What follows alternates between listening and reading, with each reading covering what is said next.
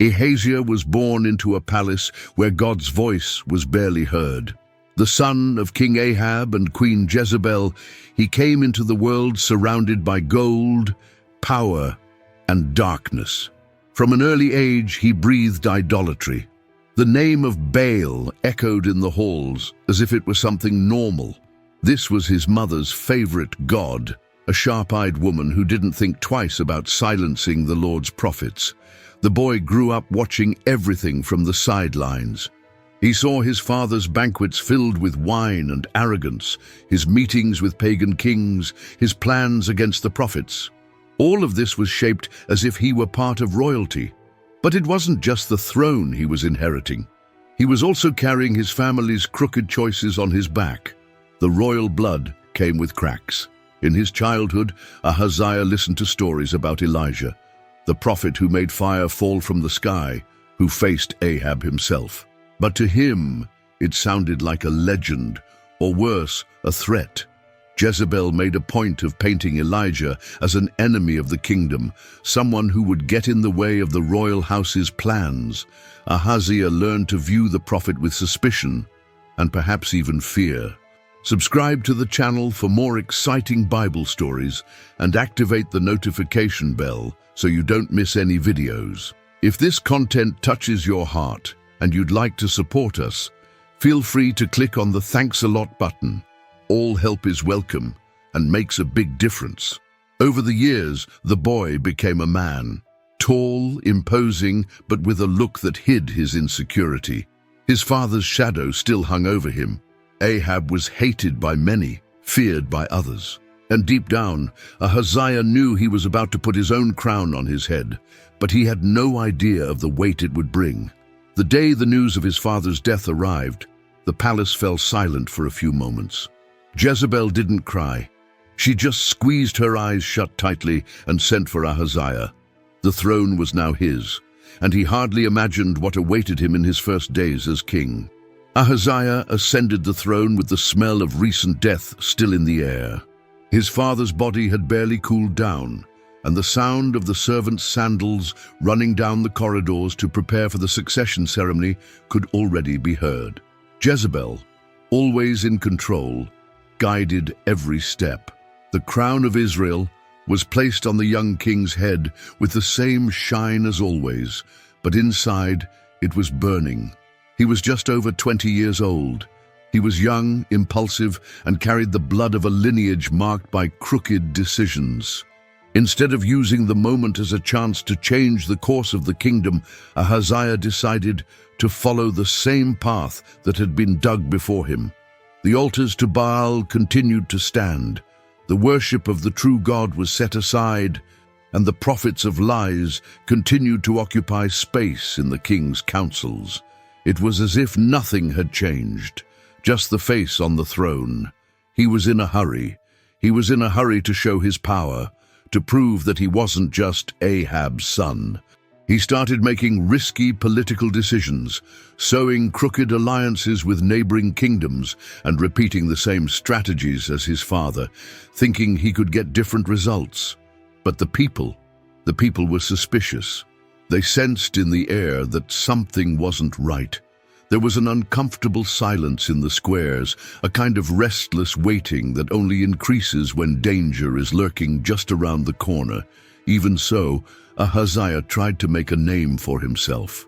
He made fiery speeches, smiled at public appearances, tried to appear secure, but deep down he knew the throne was a minefield, and it would only take one false step for everything to explode.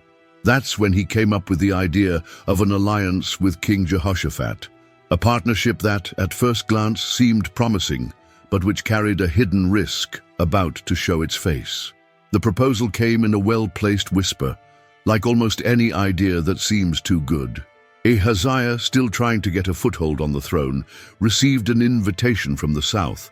Jehoshaphat, king of Judah, a man of faith but too open-hearted for dangerous alliances, suggested that they join forces. The plan was simple: build a fleet of ships and set sail for Ophir, a land rich in gold.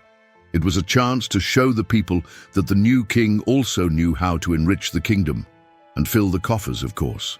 Ahaziah liked the idea immediately. Gold, prestige, recognition. It seemed like the perfect formula to silence his critics and consolidate his image as king. He didn't hesitate. He hit the gavel and ordered the ships to be built right there in Etzion-Geber, a strategic region near the Red Sea. The sound of hammers and saws filled the port for weeks. It was wood being cut, ropes being stretched, men working under the sun in the hope that this fleet would bring wealth to the two kingdoms. But as the ships took shape, another message, much more subtle, began to circulate among those who still listened to the voice of God. A prophet came to Jehoshaphat. His eyes were steady, his tone calm, his words certain. This partnership does not please the Lord. That was all. No plague, no thunder, just a simple warning, but powerful. Jehoshaphat hesitated. He felt the weight of those words in his chest, but he had already gone too far. The fleet was ready. The ships, lined up, swayed slightly in the sea breeze. It was only a matter of days before they set sail, but even before the first sail was raised, an unexpected storm hit the port. Strong gusts, violent waves, wood splintered. When the sun came out again, only wreckage remained. Ahaziah watched it all from afar, his gaze fixed on the sea, as if trying to understand whether this was bad luck or some kind of answer.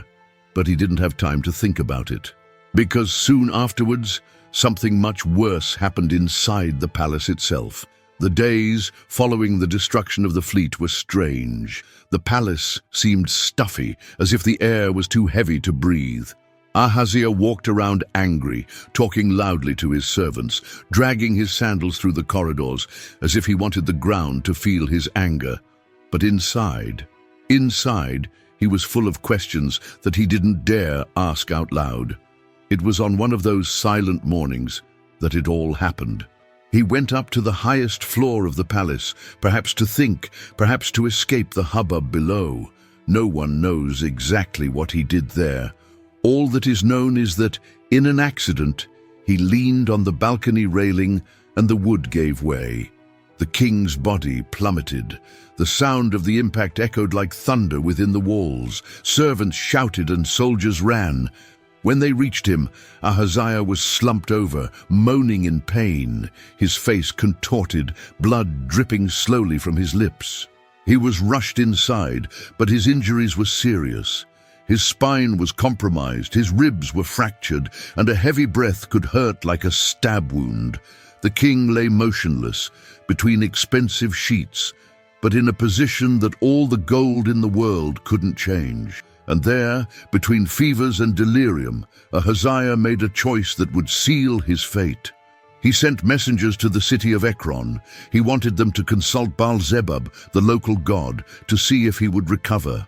He didn't go to the prophets of Israel. He didn't pray. He didn't ask the God of his ancestors for help. He preferred to send word to a foreign idol, as if the right answer would come from there. What he didn't know was that those messengers wouldn't even reach their destination, because halfway there, someone was waiting for them. A man known for appearing without warning, with words that burned hotter than the desert sun. The sun hadn't even warmed up properly when the messengers rushed out of Samaria. They rode in silence, with a clear mission, to consult Baal-zebub, the god of Ekron, and bring back the answer the king so desperately wanted. Ahaziah was restless. The pain in his body only increased, but what really bothered him was the uncertainty. He wanted to know if he was going to live or die. But the road to Ekron would not be as straight as they had imagined. In the middle of the road, among the rocks and dust, a solitary figure appeared, a man standing in the middle of nowhere. His face was hidden by shadows, but his voice was like a sharp blade, clear, firm, and impossible to ignore. Is there no God in Israel for you to go and consult Baal-zebub, god of Ekron? The messengers pulled back on their horses. There was immediate silence. The man continued. Go back. Tell the king he won't get up from that bed. He's going to die right there the way he is. They didn't ask who it was, nor did they argue. They just looked at each other, frightened, and went back as fast as they could. When they got back to the palace, Ahaziah frowned. "Are they back yet?" "What do you mean they're back?" The servants looked at each other, hesitating. Then they told him about the encounter. They described the strange man on the road, the tone of his voice, his harsh words. "What was he like?" asked the king, sitting down with difficulty. "He wore a fur cape. He had a leather belt tied around his waist." Ahaziah didn't need to hear any more. The name came as an angry whisper. "It's Elijah." His blood boiled, not from fear, but from wounded pride. Still in bed, his body frail, he gave the order. "Send a captain with 50 soldiers." Elijah was going to learn not to mess with the king. The captain left the palace with 50 men behind him, marching in silence. It was a delicate mission, but the order was clear. Find Elijah and bring him to the king. Easy to say, difficult to do. Elijah was not just any man. Wherever he went, the sky responded. Rain, drought, fire, everything obeyed his voice. Still, off they went, stepping firmly with the weight of royal authority on their backs. They found Elijah sitting on top of a hill, quiet, as if he had been expecting them. The captain stopped and shouted from below, "Man of God, the king has ordered you to come down." The words came out harsh, full of authority, but Elijah didn't even get up. He only replied, as firm as a rock, "If I am a man of God, let fire come down from heaven and consume you and your 50. As soon as he had finished speaking, the sky roared. A flash cut through the air. Within seconds, everything went up in smoke. The hill fell silent again. Ashes blown by the wind, the smell of burning and no survivors. Just Elijah standing still in the same place. The news reached the palace like a muffled explosion. Someone whispered in the corridor, another confirmed it at the back of the courtyard. The king heard it and clenched his fists. But instead of retreating, he sent another group, another captain, 50 more men. And off they went, repeating the same scene, the same mistake. "Man of God, the king tells you to get down right now." Elijah looked. Same answer, same sky, same end. Ahaziah heard about the second group. 2 entire armies evaporated in minutes. Fear already crept through the corridors, but the king hardened his face. He sent another group, the third. Only this captain, this one came with his knees shaking and his soul in his hands. This time the third captain didn't come shouting. He didn't arrive raising his voice or beating his chest like the others. When he saw Elijah on top of the hill, he stopped, got off his horse slowly, and fell to his knees on the dry earth. His hands were shaking. His gaze was that of someone who had heard the stories or seen the smoke on the horizon. "Man of God, please," his voice came out low, almost like a cry for help. "I beg you to spare my life and the lives of those 50 servants who are with me. I know what happened to the others. I know that fire fell from the sky. But we only obey orders." Silence took over for a moment. Elias looked at him. There was no fear in his eyes, but no anger either. Just that firmness that comes from someone who knows they're not speaking for themselves. And then, for the first time, God spoke to Elijah. "Go with him. Don't be afraid." Elijah got up and walked leisurely down the hill. The captain, relieved, sighed as if he had escaped from the edge of an abyss. The soldiers, until then immobile, looked at each other and followed the prophet, more out of respect than duty. The group entered Samaria surrounded by curious looks. No one dared stop Elijah at the entrance to the palace. He passed through the corridors as if he were the master of the house, until he reached the king's bedroom. There stood Ahaziah, pale, bandaged, angry inside, but tied to a bed that wouldn't let him pretend to be strong. Elijah stopped at the door. No greeting, no bow, just the words that burned. "Thus says the Lord, why have you sent to consult Baal-zebub as if Israel had no God? Because of this, you will not get up from this bed. You will die right there." And without waiting for an answer, Elijah turned around. He went out as he came in, but inside the king's room was colder than ever, and the following days proved that this prophecy would not come back empty. After Elijah left, no one had the courage to say a word. The room was plunged into a strange silence, as if the very air had stopped to think. Ahaziah lay there in a cold sweat. His body ached, but what really weighed on him was what he had heard. The sentence had been passed, short, dry, irremovable. He tried to sleep that night, but sleep came and went like a shadow. In his head, the same sentence echoed over and over again. "You're not getting out of this bed." The king tightened the sheets, turned his face to the pillow, but there was no position that would bring comfort, because when the problem is in the soul, there's no pillow that can solve it.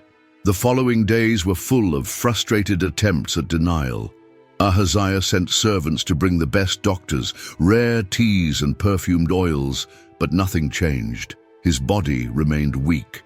His face became paler and paler, and his eyes no longer had any sparkle. Outside, people began to comment. Nobody said anything out loud, of course, but in the alleys, in the squares, Elijah's name came up in whispers, mixed with the name of God. Some said it was punishment, others said it was justice, but everyone felt that the story was coming to an end. In the palace, the days dragged on. Jezebel, as strong a woman as she was, avoided entering the room, perhaps out of pride, perhaps out of fear of facing the reality that not all the power in the world could save her son now. Ahaziah was dying a slow death, like someone who feels their own strength draining away, drop by drop.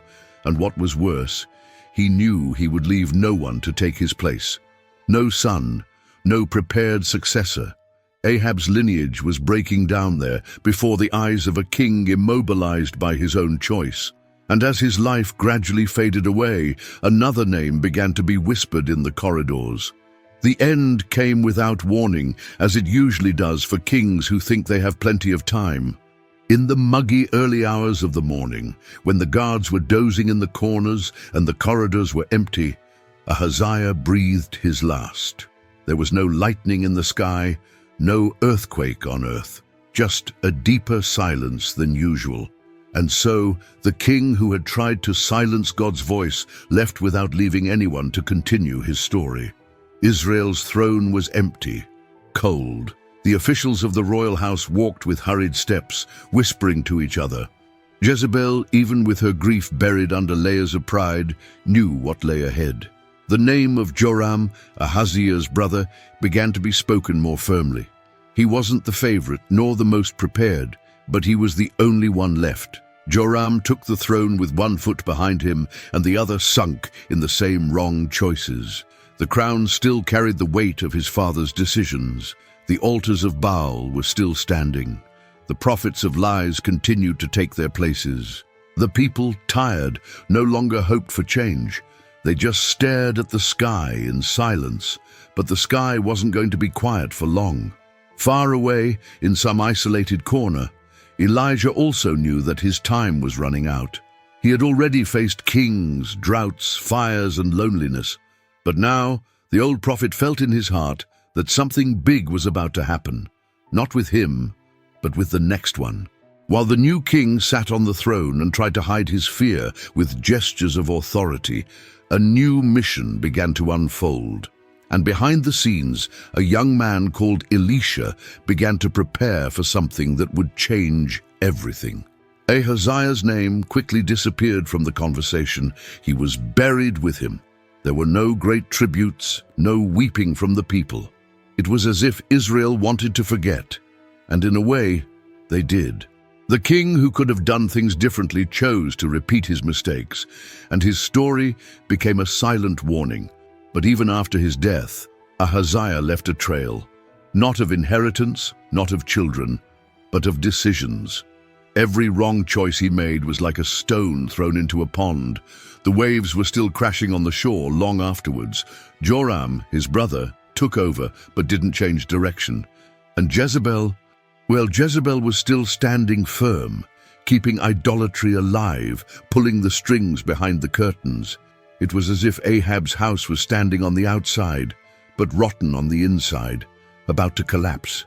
Meanwhile, far from the palaces, something different was being born. Elisha, Elijah's apprentice, was beginning to walk on his own 2 feet. The old prophet's cloak, which had previously been too heavy, now fit his shoulders naturally. And wherever he went, people saw that the same God who had spoken to Elijah was still speaking. What's more, he was acting, and this is where the stories intersect. Because while one king died for not listening, another man gained a voice for listening. While ACAZIAS sought answers from a foreign god, Elisha learned to trust every detail from heaven. 2 opposite paths, but they were drawn side by side like pages from the same book. And the people, so used to seeing injustice sitting on the throne, began to look at the prophet with different eyes, like someone who realizes that God doesn't need a crown to reign. He acts as he pleases, with whomever he wants, and often with the very people no one expects. ACAZIAS' story ends without glory, without descendants, without a legacy, but it wasn't written for nothing. God doesn't leave empty stories in the Bible. If it's there, it's because it still speaks. And ACAZIAS, even with such a short reign, leaves us with a clear mirror of how pride can be more dangerous than any external enemy. He had his chances. He could have broken with the past, smashed the altars of Baal, sought out God's prophets. He could have done what was right even if it cost him, but he chose the easy way out, to repeat his parents' mistake.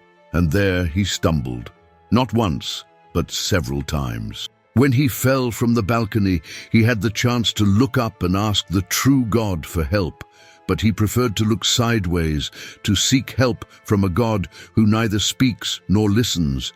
And when Elijah spoke in the name of the Lord, ACAZIAS didn't repent. He sent soldiers. He defied heaven. The great lesson: it's not how far you fall, it's what you do after you fall. God does not reject those who humble themselves. Elijah was there, not to destroy, but to warn. But ACAZIAS wouldn't listen. He chose the silence of idolatry over the voice of truth, and in the end, he died trapped in a bed, surrounded by luxury but empty of meaning. Sometimes life's downfalls don't come to punish us, they come to wake us up. But if, even when we fall, we continue stubbornly, trying to control everything, ignoring the warnings, the end can come without warning, and worse, without purpose. ACAZIAS reminds us that ruling over a people is less important than allowing yourself to be ruled by God. Because the throne may be high, but when it rests on a lie, sooner or later it collapses. And it is in this tension between pride and repentance that many people still live today. ACAZIAS' story is over, but ours still has time to change. If you liked ACAZIAS' story and want to continue following other stories of faith and overcoming, be sure to like this video and share it with those you love. And of course, subscribe to the channel so you don't miss out on any new content. Together, let's explore more powerful lessons from the Bible.